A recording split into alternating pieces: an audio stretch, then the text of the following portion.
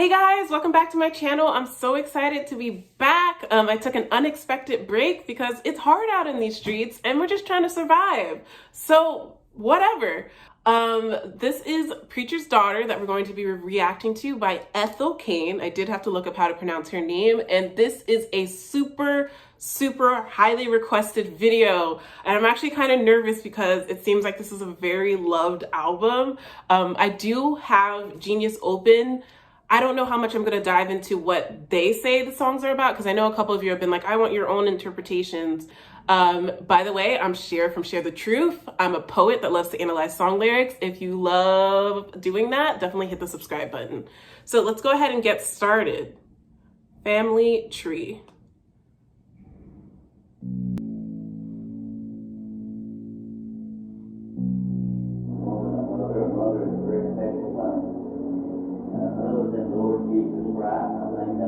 These crosses all over my body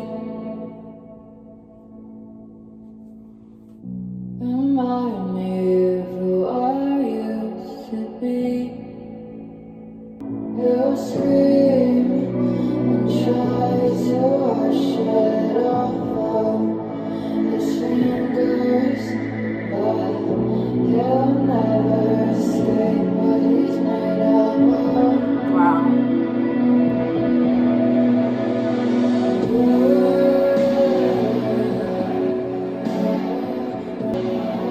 So right off the bat, I really do love the vibe I'm getting from this song. It definitely feels like it's diving into family dynamics and how it's hard to escape your family. And she's definitely using her religious background and her knowledge of religion to use as a metaphor for family dynamics and how much you can't escape from those influences. These crosses all over my body remind me of who I used to be. In Christ, forgive these bones I'm hiding from no one successfully. I mean, that's just so relatable about having these parts of yourself that you try to keep hidden from the world, all these like traumas and emotional reactions to the world that you try to keep hidden because you have all these secrets. Perhaps they've had battles with their religion and not really believing as much. That's kind of what I'm getting so far.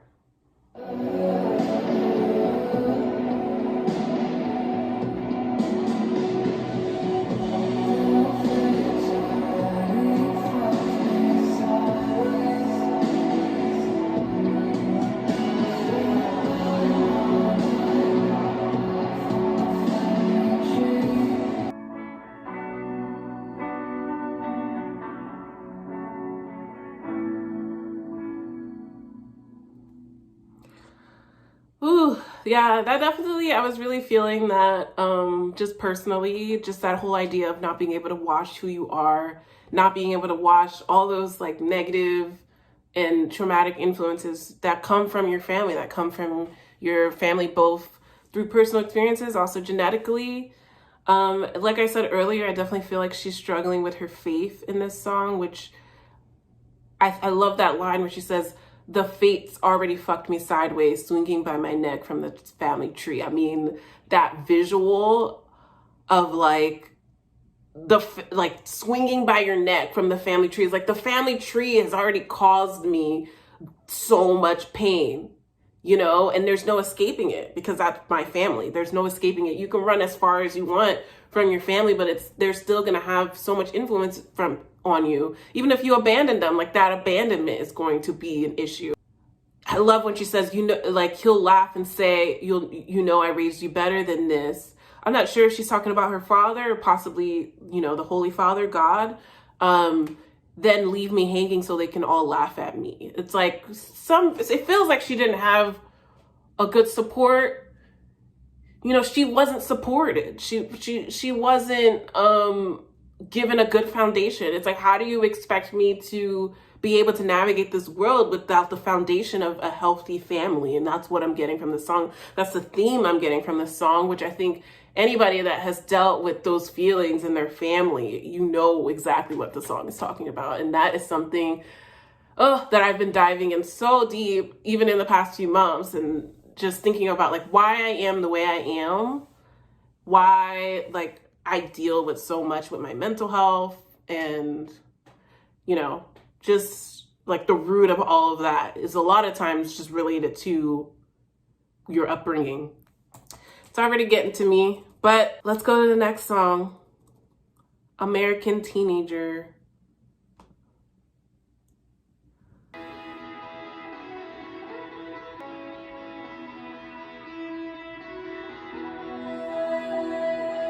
God, I need this with headphones.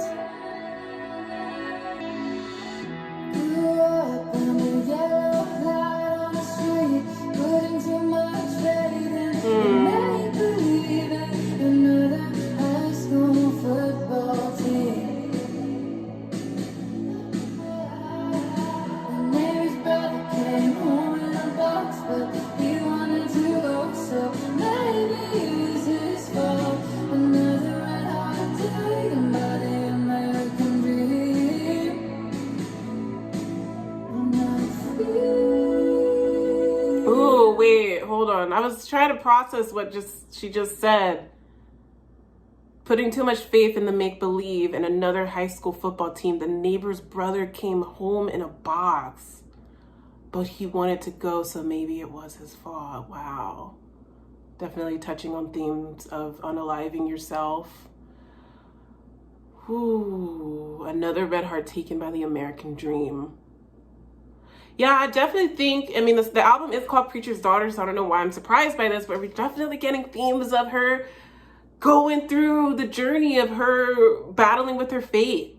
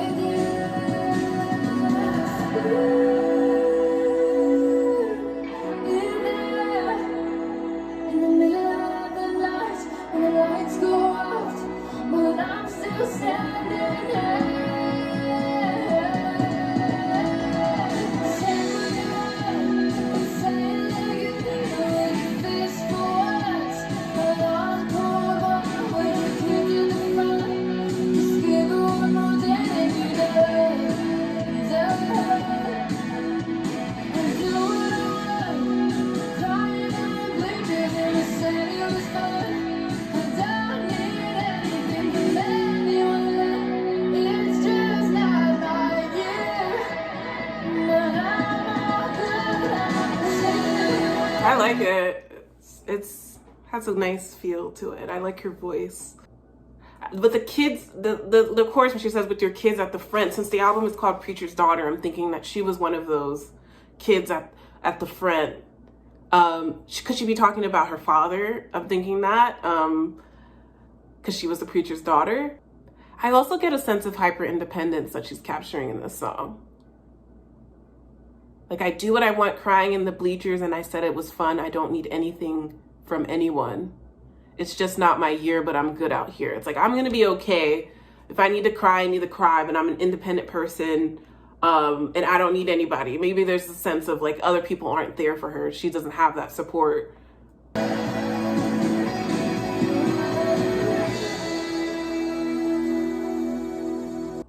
So this song is really touching on a lot of themes. I mean, she's talking about in the beginning of the song about the person that came home in a box, you know, and they were the ones that took their own life.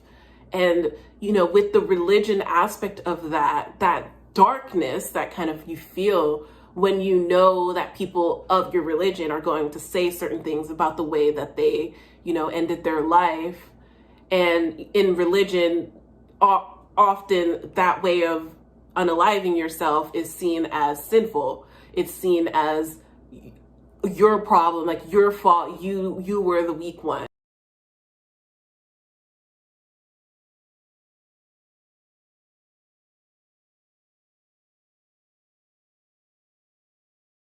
And then she kind of goes into, I'm guessing this is a little bit of a background story about how her life was like being a preacher's daughter. You know, she's still a teenager, she's showing up drunk, so she's not really 100% committed to this, right? She's showing face, basically. She's showing face. She's showing up. She's doing everything that she's supposed to do, but she's also, in the back of her mind, she knows that she's drunk. She's had whiskey the night before. She was partying the night before, but she's still going to show up and make face and be that person that she's supposed to be, and have that people view her as doing things the way that they're supposed to be in this religion.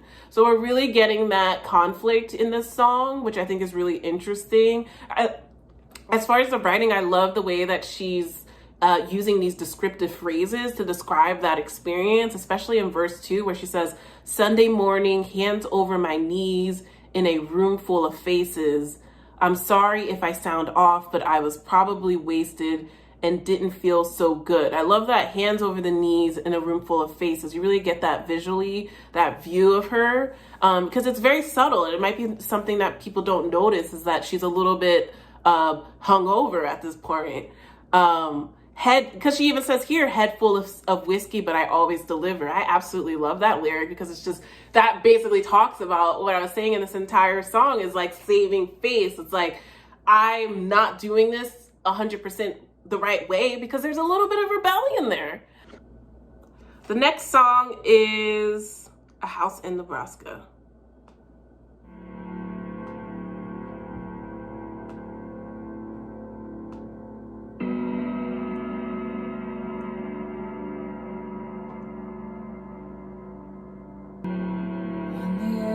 Sound of silence used to be your favorite song.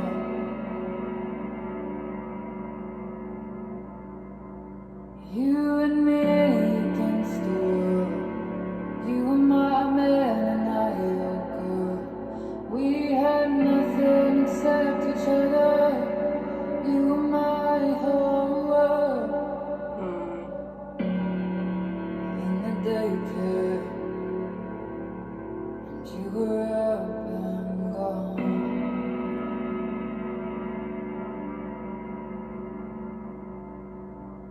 And I still call home that house in Nebraska.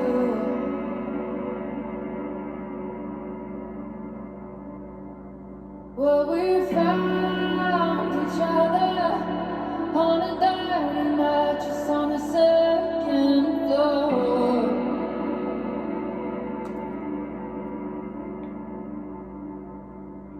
Oh, the world was empty, save you and I. Where you came and I left, and you left and I cried. Where you told me then, if we died tonight, that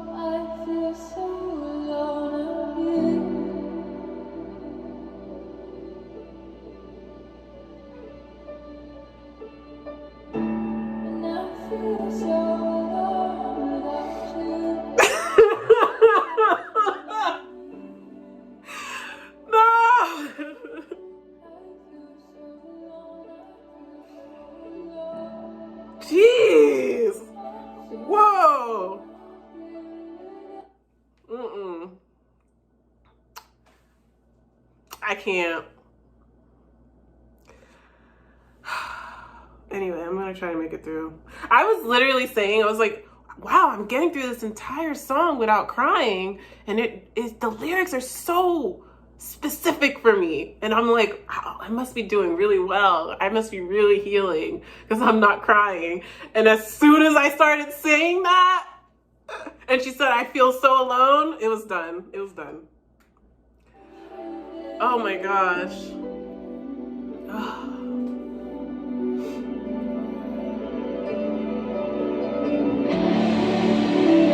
Wow.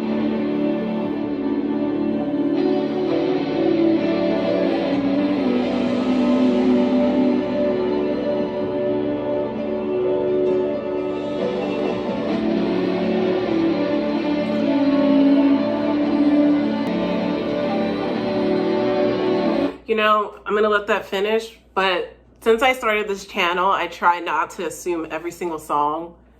I hate when this table shows. Let's try to get rid of that.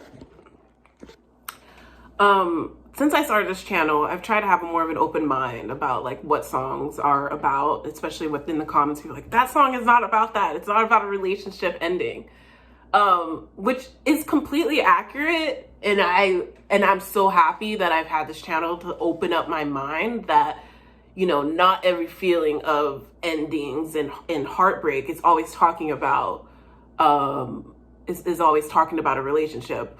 But if this song is not about the end of a relationship, I don't know what is, because this captures that heartbreak so well. Just so well. And it's just every single emotion you go through, the whole feeling in the beginning of the ending, and it's absolutely stunning. And it's just, and it's like, you know, she loved this person because she says, I hope you're doing fine out there. Purry, you're all right. And that's so specific when you're losing someone that you really, really genuinely love.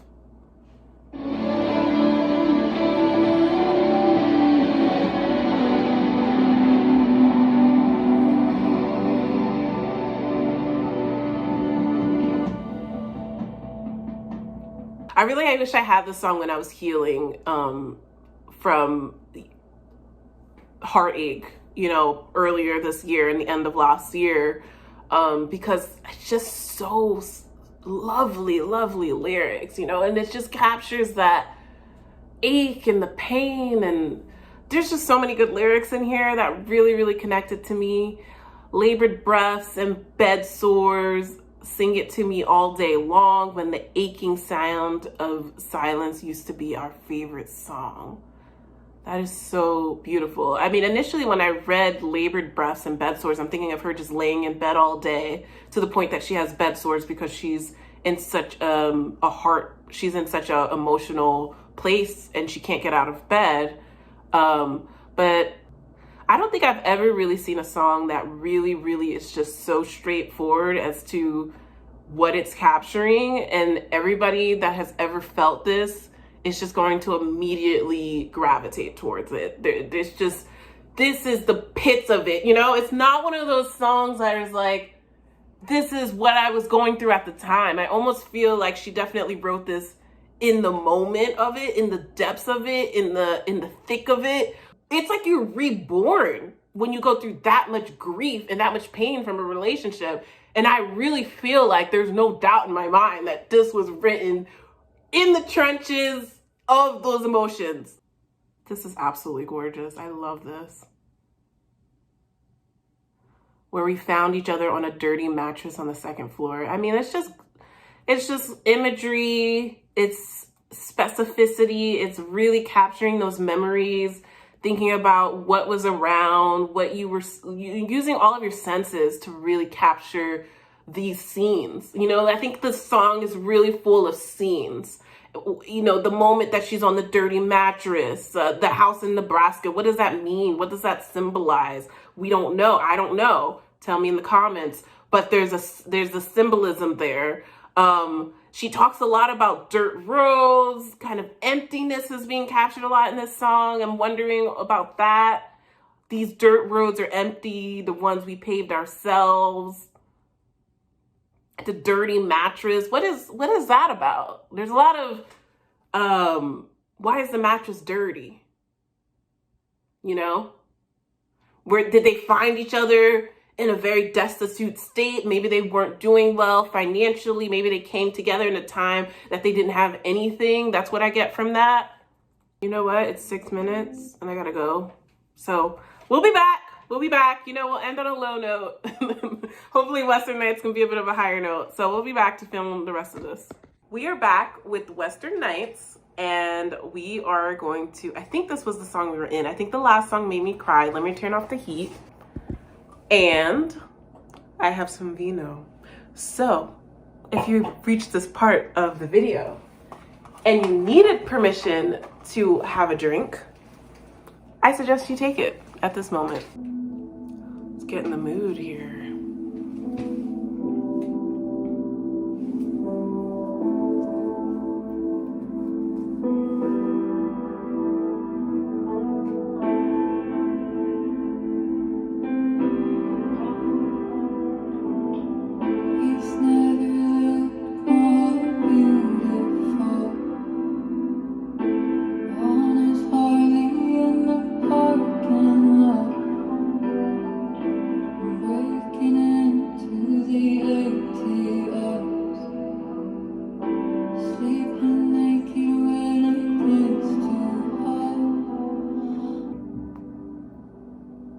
Trouble's always gonna find you, baby. But so I'm crying only because I'm happy. Hold me across every state line. I'm never gonna leave you, baby.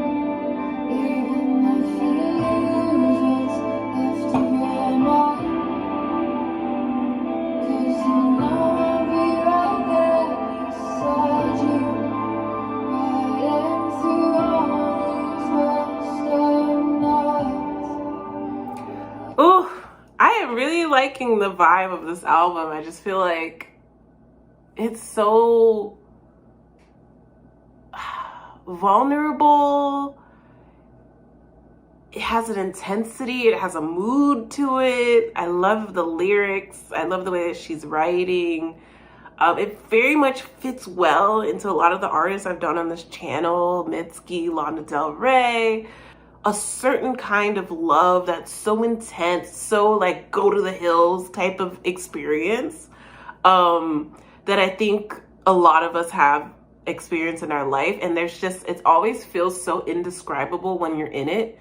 So when you can find music that really captures that feeling, it's so powerful to me, and I just feel like I melt into it. I'll start down the money's papers then. All that snipes are you all some young daughter. Should have known that there's no getting in. Wow. Trouble's always gonna find you, baby. Ooh, I love this. Crying only because I'm happy. Hold me across every state line. I'm never gonna leave you, baby. Even if you lose what's left of your mind. 'Cause you know I'll still be right behind you. Riding through all these Western nights. Ugh, I love, love, love, love, love this. I love this. I wish I had that intense attachment to somebody where I felt this way, because it just captures such a moment that I really relate to, and it's putting me back in that space. It's loving somebody in their brokenness. That's exactly what it is. It's loving somebody in their brokenness, loving somebody when they're not all together. And sometimes that can be the most intense, unconditional, and also harmful kind of love, because it's just, there's no boundaries to it, you know? and just trying to get in. She even says, all that's left are your walls and you'll die there. I should have known that there's no getting in. You know, finding somebody that comes across like they have all these walls up. She's making this metaphor of like, I wanted to get in. I wanted to get through to you. But deep down, I knew it was going to be a challenge. I knew that probably wasn't going to be possible. But there's something so alluring about that. I'll still be alright, clinging on to you like some love blind hearted dog screaming.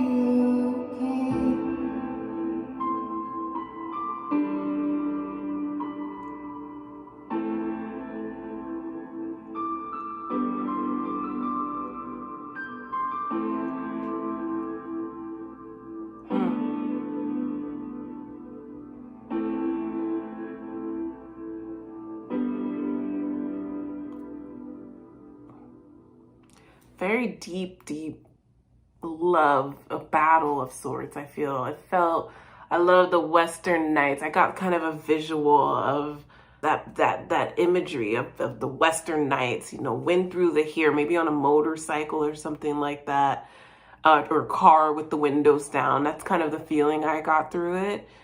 I love this lyric, crying in the light of the TV static. There's just the way that she phrased that is so beautiful.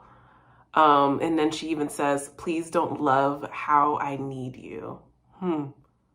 Maybe that fear, you know, of somebody actually feeling the way that you do. But, you know, there's this like fear of vulnerability I feel like I'm getting in this song as well. Yeah, there's a very unconditional ride or die. That's the only way I can describe it. That kind of love, like no limits, just I'm all in. It's so beautiful. I can't even say enough. This is stunning. But then this lyric is so interesting.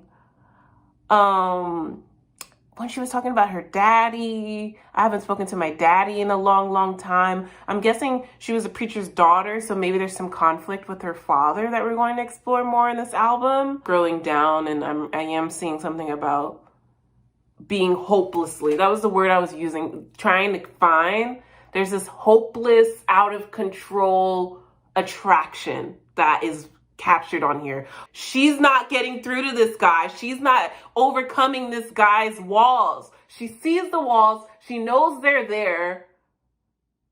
But for some reason she believes that she's going to be able to overcome them. That's the problem, right?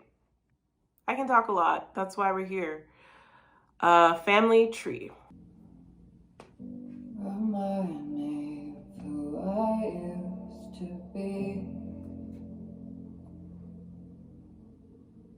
Didn't we hear that earlier? Give myself up to him an offering.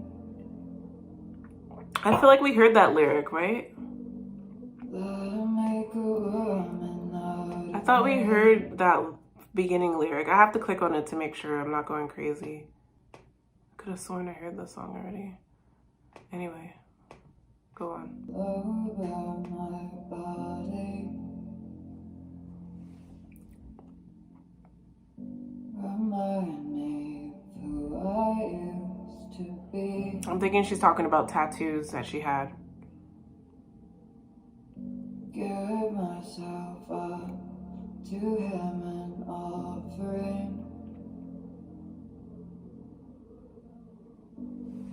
Let him make a woman out of me.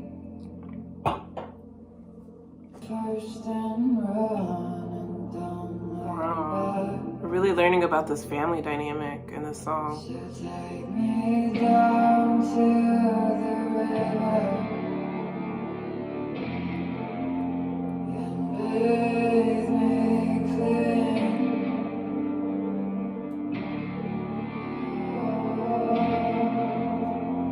I feel like the lyric where she says, so take me down to the river and bathe me clean, she's talking about baptism, and she's kind of playing on that religious aspect of things.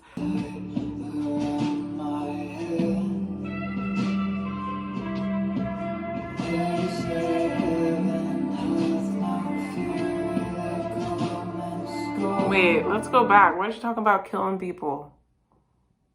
I missed that part.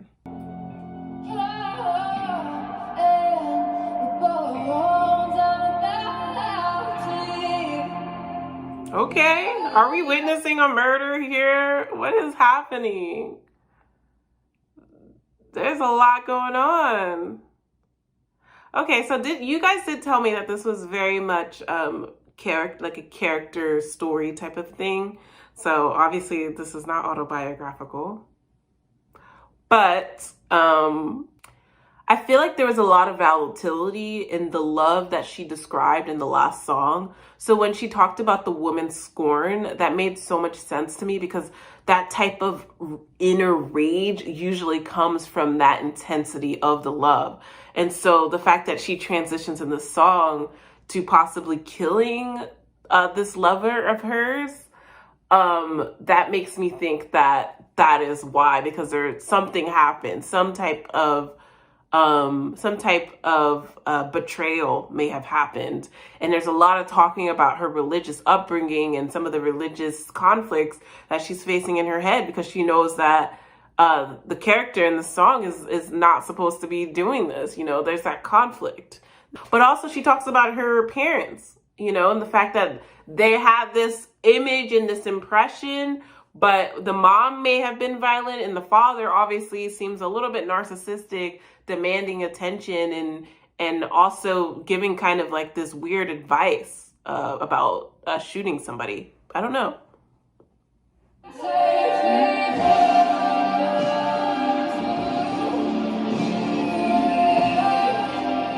This whole idea of, so take me down the river and bathe me clean, you know, with baptism, that's the way of starting over. That's the way of being forgiven for all of your sins. So I feel like it's like, well, if I do commit this act, or if I have committed this act that is sinful, then just take me down to the river and wash me clean of all of my wrongdoings. And then she talks about, and baby, hell don't scare me. I've been times before. I feel like there's a fearlessness there where it's like I feel like there's a fearlessness when she says, and baby, hell don't scare me. I'm fearless because I've been through trauma. I've had things happen in my life. She touches that a little bit earlier in some of the songs. So I'm not 100% sure. I know I see, like, the only thing I'm seeing is when I scroll down to click on another lyric, like a little blurb here on Genius, which I'm trying not to read, but it says something about the death of her boyfriend. So I'm guessing this is like a storytelling thing. I'm not going to read the whole thing, but I think the major themes in this song is like, I'm going to do this wrong thing and I want to be forgiven of all my sins, just like my religion tells me, just wash away all my sins. I can make this mistake and I can be washed of my sins, which is something that she's seen in her church. So I think she's trying to say in the song, like, I'm learning from that. I've learned from my upbringing that I can just do these things and kind of get away with them by being washed away of my sins, washed away, baptized, starting over new. There's something to that. Okay, next we have Hard Times.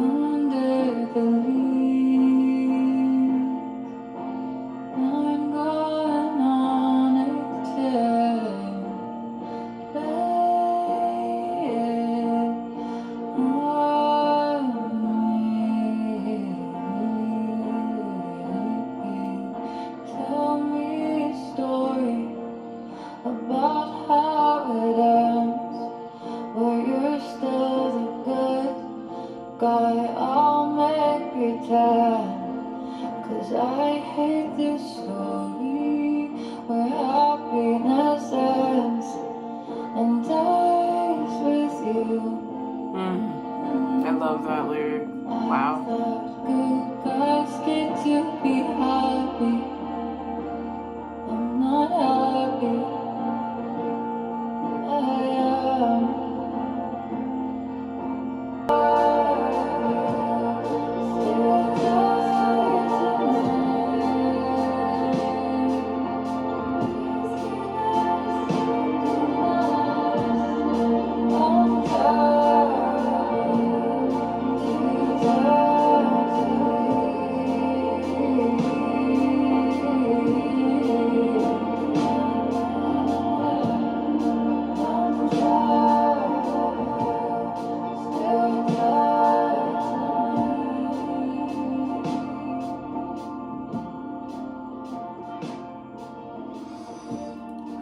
I felt myself just really getting emotional at the end because there was something so powerful when she said, I'm tired of you still tied to me. Too tired to move, too tired to leave. Because I feel like that is such a poignant way to describe why people stay in relationships that they know aren't great for them. Anyone that's ever been in like kind of a toxic or abusive or just chaotic relationship where you're like, why didn't I leave sooner? And that is exactly what it is. It's like, I'm too tired to stay and I'm too tired to leave. So I just don't do anything. And that just hit me so much as I was listening to that because I just love that lyric. And in the chorus, she says, I thought good guys get to be happy. I'm not happy. I am poison in the water and unhappy little girl who needs her daddy real bad. Like, oh, so emotional. Oh my goodness. And it's like knowing that you're a good person, right? Because I feel this so deep. It's like knowing that you're a good person, but you're not happy because you have all this trauma and a lot of it's like stemming from daddy issues. And it's like, when am I going to be the healed version of myself? When am I not going to be unhappy? There's something so frustrating about that. It's like just wanting to just feel good about yourself and feeling like you're getting the short end of the stick every single time. Oh, I was too young to notice that some types of love could be bad.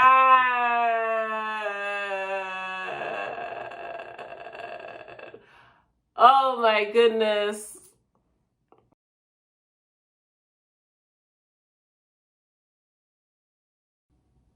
Okay, so I went into this song and I just briefly read over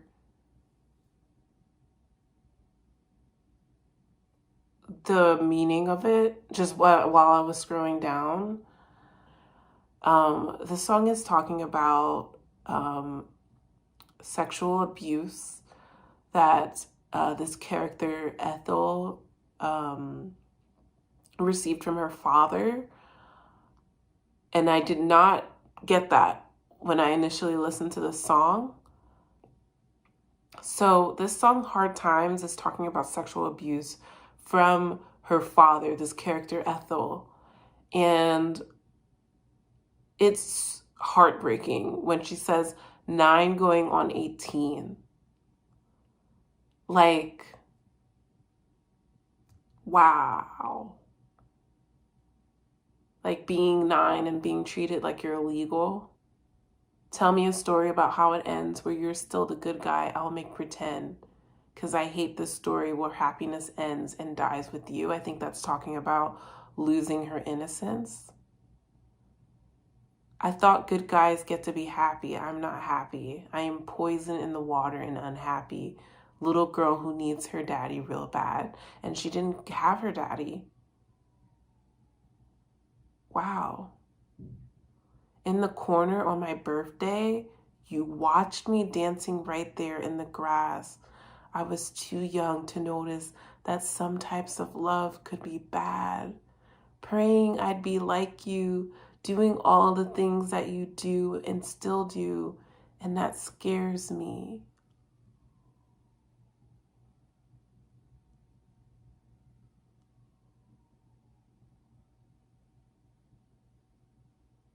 That you still do? Doing all the things that you do and I still do, and that scares me. Okay. I was too young to notice that some types of love could be bad. She's talking about the way her dad would sexualize her in the song.